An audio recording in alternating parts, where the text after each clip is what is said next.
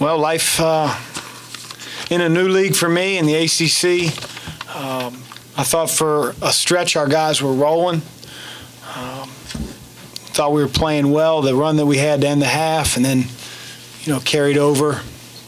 And then you give Boston College credit; they changed their defenses, and we obviously didn't handle it very well, and it became a tight game down the stretch. But at the same time, I give our guys credit for being able to withstand a heck of a push and a heck of a run by BC, and still have the fortitude and calm enough nerves, if you will, to make a few shots and get a few stops in that last 4-minute war.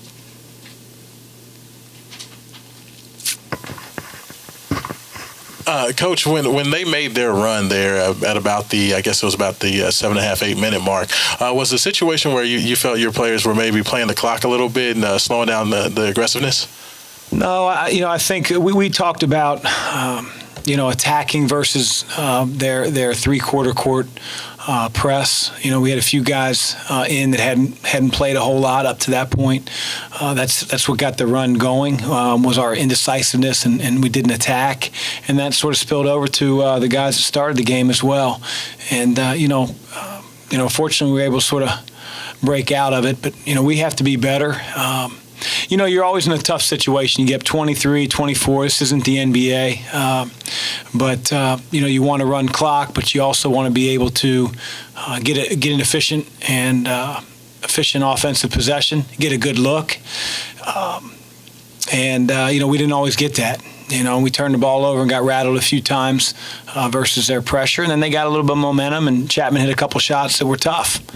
But again, like I always say, every experience has to be one that we learn from. We got to be better against three-quarter court stuff, and then quickly be able to flow into whatever we're running half-court-wise.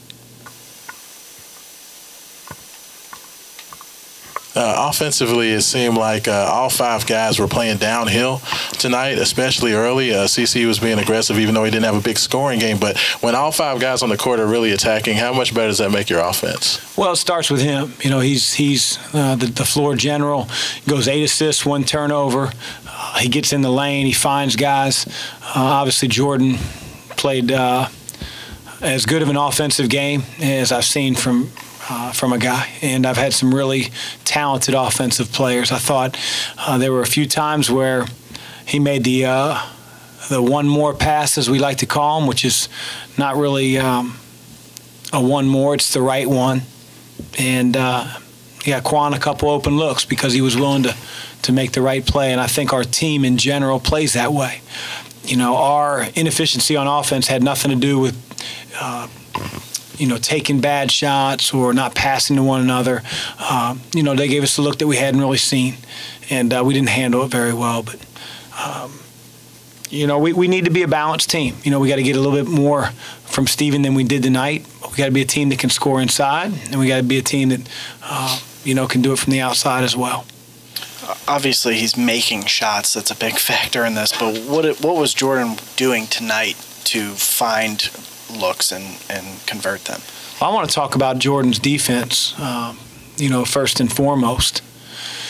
I think everybody recognizes what a talented player he is on the offensive end. He's got so much confidence in his individual game, but I think he's finding his shots within the flow of a team concept, which good players do. But on the defensive end, he got switched onto Kai Bowman more than a handful of times, and I don't think Bowman ever went around him to the point where it was an uncontested layup. And as I told him, he's played marginal players a heck of a lot worse than that. Guys that maybe average 5-6 points a game that go right down the lane and score on him, and I didn't see that tonight. He was also a big part of our help defense, because he wasn't necessarily guarding one of their primary scorers. And I thought he did a really good job of recognizing when to help on the 5-man rolling. His closeouts kept the ball in front, and really, really pleased with how he played defensively. Offensively, I just felt like he let the game come to him. I mentioned before he made a couple extra passes to open teammates, and that's what good teams do. The ball finds the open man. Chris, I'm sorry, go on, Tim. Following up on that, you did not use the word casual to describe him tonight. How much has he raised his stock in recent weeks, and do you think he's turned a corner defensively? Well, I think the last 2 games, Tim, he's played as well as he has defensively all year. But as I tell our team all the time, not just Jordan, you're judged on next practice, next game, next drill.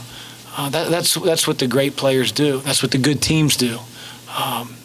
Anybody can have it for a day or two. He has to continue to be a guy we really depend on defensively, because if one player on our team breaks down, whether it's Jordan, whether it's Enoch, whether it's CC, then we're getting scored on.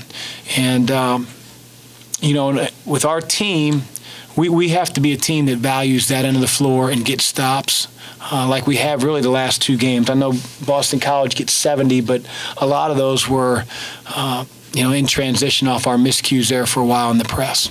Coach, you mentioned Jordan's defense, and kind of goes back to that sequence where he got the block on the fast break and then Malik got a few putbacks. Do you feel like this was just one of those games where the guys were a little more active? Well, I think that we've been, hopefully we learned a tough lesson at Pitt. I just felt like Pitt played a heck of a lot harder than our team. And you can throw the names out, past records, who's coaching. The team that has the hungrier disposition on any given night is going to put themselves in position to win. And I just felt like, our mindset versus Pitt's mindset were at 2 very different levels. And I don't think that's been the case these last 2 games. And we have to continue that. And with success, people pat you on the butt, compliment you, like, wow, what a game, coach. I can imagine our guys are hearing it on campus 50 times more than I am, because I just sit in my office and watch film anyway. But they have to maintain that hunger, and they have to play with that on the defensive end. Coach, Dwayne gets another double-double for you guys. Obviously, he had that big rebound on the offensive end in the last minute. But what is the ceiling for him as he progresses through this season? He's just a jack of all trades. I don't think anybody'd call him elite in any one area except as a competitor. I know he just gets the job done. He finds loose balls. He makes the right play. Hits big shots. Does anything for his team to win. And I'm not smart enough to know ceiling. I just know that if you want a guy on your team that's going to care about winning, you can't find one that cares more about that than Dwayne. Any update on Ryan and what happened on that play? They landed on his lower leg. I don't think it's anything too concerning.